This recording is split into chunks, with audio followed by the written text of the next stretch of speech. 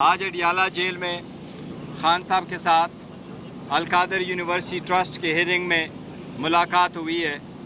القادر university trust کے case پہ ہم آپ کو ضرور ذکر کرتے ہیں، اور خان صاحب نے آج بھی اس پہ میڈیا سے گفتگو کی ہے کہ نیشنل اکاؤنٹیبلٹی بیورو اس وقت آل آؤٹ ہے، جو صرف اور صرف خان صاحب کو ٹارگٹ کیا رہے ہیں۔ یہ ایسا کیس ہے جس میں ٹرسٹی کا کوئی لینا دینا نہیں ہوتا، ٹرسٹی کبھی مالک نہیں بنتا۔ گواہوں نے ایڈمٹ کیا ہے کہ خان صاحب نے نہ کوئی ذاتی فائدہ لیا ہے اور نہ ہی سرکار کو کوئی لاس ہوا ہے۔ اس کے باوجود یہ پولیٹیکلی موٹیویٹڈ کیسز ہے جو چل رہے ہیں۔ آج بھی خان صاحب نے اس کا ذکر کیا ہے کہ توشہ خانہ پہ ایک چوتھا کیس بنانے کی تیاری ہو رہی ہے۔ یہ بھی ہم سارے سمجھتے ہیں کہ یہ پولیٹیکل وکٹمائزیشن ہے، اور یہ صرف اس ادارے کو استعمال کیا جا رہا ہے خان صاحب کے خلاف، جس کی خان صاحب نے آج بھی بڑی مذمت کی ہے۔ خان صاحب نے آج میڈیا سے گفتگو کرتے ہوئے آئی ایس پی آر کے بیان پہ اپنا پہلا موقف ڈائریکٹلی میڈیا کو دیا ہے۔ خان صاحب نے یہی کہا ہے کہ میرے سے معافی مانگی جائے بجائے اس کے کہ میں معافی مانگوں۔ ہم 9 مئی کی مذمت کر چکے ہیں پہلے بھی، اور آج بھی ہم اس کی مذمت کرتے ہیں، لیکن ہم نے یہی کہا ہے یہ کس نے کروایا، یہ خان صاحب کو 9 مئی کو کس کی سازش پہ گرفتار کرنے کی کوشش کی گئی، گرفتار کروا کے کس نے حکم کیا تھا، اسی پرتشدد طریقے سے گرفتار کرنا کس کا آرڈر تھا، اس پہ ایک رد عمل آنا وہ نہیں کسی صورت تشدد پہ ہو سکتا تھا۔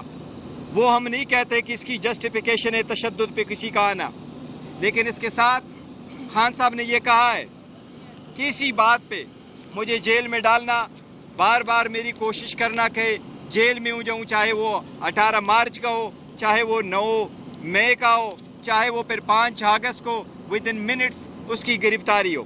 اس لیے خان صاحب نے کہا ہے کہ میرے سے معافی مانگی جائے بجائے اس کے کہ میں کسی ایونٹ پہ معافی مانگوں۔ خان صاحب نے بڑا کنسرن شو کیا ہے جو ٹیکس کلیکشن ہے، اسی طریقے سے آئی ایم ایف کے پروگرام پہ ایک تشویش کا اظہار کیا ہے۔ آلدو ہم بہت کوشش کر رہے ہیں کہ ملک آگے کی طرف بڑھے، اکانومی ملک بہتر ہو، عوام کے لیے سہولتیں ہو، لیکن ویلتھ کی کلیکشن کریشن نہیں ہو رہی۔ ٹیکس کلیکشن ہو لیکن عوام پہ برڈن پڑے، اس کی خان صاحب نے بڑی تشویش کا اظہار کیا ہے۔ اس بات کا بھی اظہار کیا ہے کہ جو ابسولوٹ پاور ہوتا ہے وہ بندے کو کرپٹ کرتا ہے۔ کوشش کی جا رہی ہے کہ سارے طاقتوں کا سرچشمہ طاقتور لوگ ہو، اس لیے خان صاحب نے اس پہ تشویش کا اظہار کیا ہے کہ رول آف لا ہو تو ٹیکس کلیکشن بھی ہوں گے، اکانومی بھی ہوگی، اور پولیٹیکل سٹیبلٹی ہوگی تو ملک کی ترقی بھی ہوگی۔ ان چیزوں کے علاوہ نہ ملک کی ترقی ہو سکتی ہے نہ ملک آگے کی طرف بڑھ سکتا ہے۔ آپ جلسے کی اجازت نہیں دیتے ایک اسپیسیفک پولیٹیکل پارٹی کو جو پاکستان تحریک انصاف ہے یا اس کے الائنس ہے، آپ کنونشن کی اجازت نہیں دیتے ہو، آپ ریلی کی اجازت نہیں دیتے ہو، پرامن طریقے سے نکالنے کے لیے ایک چھوٹی سی کنونشن کی اجازت نہیں ہے۔ تو اس لیے یہ ایک طاقت استعمال ہو رہی ہے ایک ہی پولیٹیکل پارٹی کے، اس کو آپ پولیٹیکل سٹیبلٹی کی طرف ایک قدم نہیں کہہ سکتے، یہ انسٹیبلٹی کریٹ کرتا ہے، اور یہ وہی پوائنٹ ہے جو آئی ایم ایف نے اپنے رپورٹ میں تذکرہ کیا ہے۔ خان صاحب نے آج کاکڑ کی سٹیٹمنٹ پہ جو فارم 47 سے ریلیٹڈ ہے اس پہ بھی خان صاحب نے ڈائریکشن دی ہے کہ کورٹ میں ایک پٹیشن فائل کریں گے، جو ہم نے پہلی سٹیٹمنٹ دی تھی اور پٹیشن سپریم کورٹ میں فائل ہو چکے تھے فارم 45 اور 47 سے ریلیٹڈ، اس میں اس کو بھی ہم انکلوڈ کریں گے۔ آج ہم آپ کو یہ بتائیں کہ بارہا ہم عدلیہ کو کہتے ہیں کہ ہمیں آپ کا احترام ہے اور آپ پہ اعتماد ہے، لیکن جتنے تیزی کے ساتھ خان صاحب کے خلاف ٹرائل چلتے رہے، 5 دنوں میں 3 کنوکشنیں ہوئی، اسی طرح خان صاحب کو ریلیف دینے کی کوشش کبھی نہیں کی گئی، بلکہ خان صاحب کا جو رائٹ بھی بنتا ہے اس کو بھی نہیں سنا جاتا۔ اب کل عدت والے کیس کی ہیئرنگ ہے، خان صاحب کی اسپیشل یہی فرمان کے مطابق میں ریکویسٹ کر رہا ہوں جج صاحب سے، لاسٹ ڈیٹ آف ہیئرنگ پہ جج صاحب نہیں اویلیبل اور لمبی ڈیٹ پڑی، پھر پراسیکیوشن کی طرف سے تاخیری کارروائیاں کی جاتی ہے اور ہر مرتبہ کوئی نہ کوئی بہانہ کیا جاتا ہے۔ ہم سب سے درخواست کرتے ہیں، جج صاحب سے ڈائریکٹلی خان صاحب کی درخواست ہے کہ کل میرے کیس کی ہیئرنگ کر کے اس پہ فیصلہ کر دے، عدت والے کیس پہ. یہ ہماری آپ سے درخواست ہے. کشمیر والے ایشو پہ خان صاحب نے تشویش کا اظہار کیا ہے. خان صاحب نے امید ظاہر کی ہے کہ یہ سنجیدہ معاملہ ہے. کشمیر کے معاملے پہ سیاست کے بجائے تحمل سے کام لیا جائے.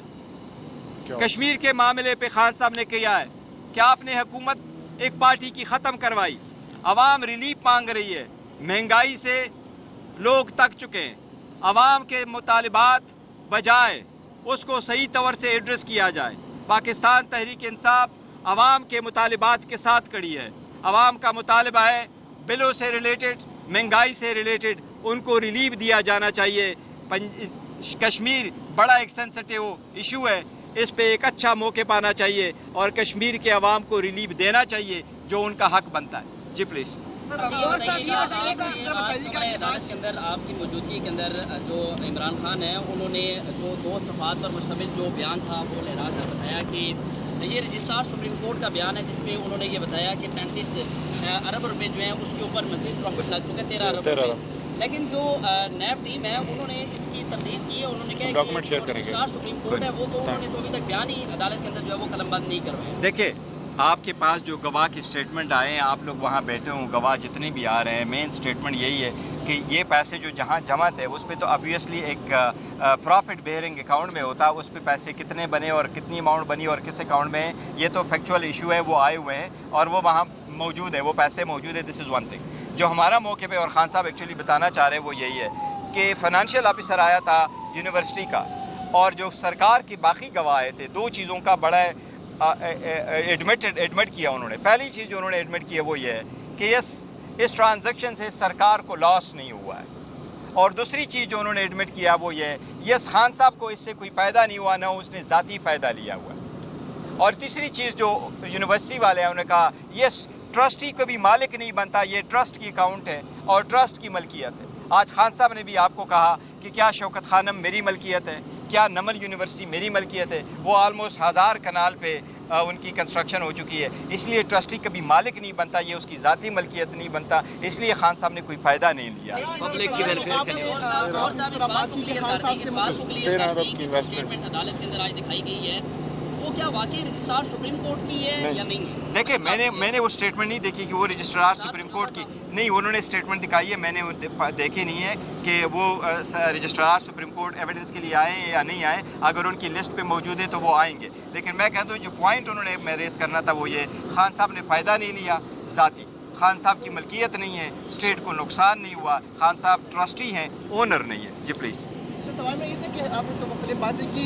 نون لیگ چاہتے ہیں کہ مذاکرات ہو رہا. نواز صاحب نے کل کہا ہے کہ نواز شریف بھی تیار ہے، تو مذاکرات کے حوالے سے خان صاحب نے کیا کہا اور کیا آپ نے کیا؟ دیکھیے خان صاحب کی مذاکرات کے سلسلے میں آج بھی وہی پیغام ہے کہ میں پہلے کہہ چکا ہوں ڈائیلاگ ہونے چاہیے، لیکن ڈائیلاگ میں کر رہا ہوں، میں ڈیل نہیں کر رہا. اور جب ہم ڈائیلاگ کر رہے ہیں تو پاکستان کے لیے ہی کر رہے ہیں، نہیں ذاتی مفادات اور اناروں کے لیے کر رہے ہیں. اس بات کا ضرور ایک ہے کہ رانا ثناء اللہ نے جو سٹیٹمنٹ دی ہے یہ اس بات کا موقف ہے کہ وہ ایک بھی چیز مان چکا ہے کہ یس خان صاحب ایک حقیقت ہے، پاکستان تحریک انصاف حقیقت ہے. پاکستان تحریک انصاف کی جو وکٹری ہے وہ ایک حقیقت ہے، وہ فائنلی یہ مان چکے. دس اے گڈ سائن کہ یہ انہوں نے یہ مان چکے. دوسری جانب اڈیالہ جیل میں پھر امن و امان کی صورتحال، سیکورٹی کی صورتحال کو بنیاد بنا کر ملاقاتوں پر 3 دن کے لیے پابندی عائد کر دی گئی ہے اور ہر قسم کی قیدیوں سے ملاقاتوں پر پابندی عائد کر دی گئی ہے. تو یہ ملاقاتیں بنیادی طور پر عمران خان صاحب اور شاہ محمود قریشی صاحب ہیں، بشرا بی بی ہیں. یہ 3 اہم شخصیات اس وقت اڈیالہ جیل میں ہیں اور یہ جو ملاقاتوں پر پابندی عائد کی گئی ہے وہ بنیادی طور پر ان تینوں کی ملاقاتوں پر پابندی عائد کی گئی ہے.